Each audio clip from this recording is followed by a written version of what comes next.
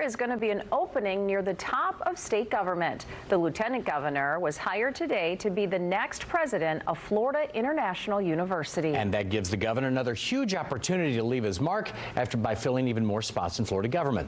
Fox 35's Evan Axelbank is looking into if this could pave the way for the First Lady to one day get a crack at the governor's office. Well, there is no suggestion that the governor is going to appoint his wife to be the lieutenant governor, but there is a possibility that he could appoint a placeholder in hopes of paving the way for someone who will benefit from his political success.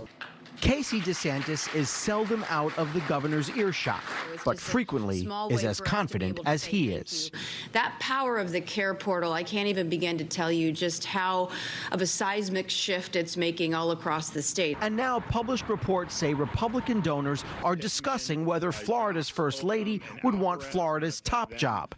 She's perhaps the key advisor to her husband and has not shied away from the spotlight. She spearheaded public-private partnerships like Hope Florida and joined the fight against recreational pot. If Amendment 3 passes, you will be subjected to the unrelenting smell of pot, and so will all children. The intrigue is up because of this. All those in favor say aye. Aye. Aye. That's FIU's board this morning voting to make the lieutenant governor their new president.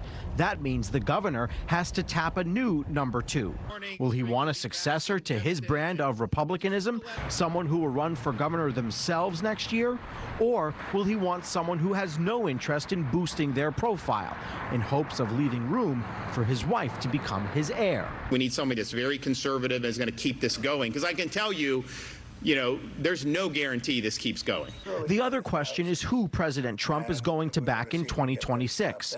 Agriculture Commissioner Wilton Simpson and Congressman Byron Donalds are thought to have the president's ear. We don't know if that's going to happen yet, but if he does that and then the governor has an LG who's running, it's going to set up quite the head-to-head Cold War. And maybe the biggest question is whether DeSantis or the DeSantises want to test to see who has the ear of Republican voters. It doesn't mean the governor's not done a great job or done great things for the free state of Florida, but I think the political wins, the magnetic personality of Trump and the power of the White House makes more Republicans go that way.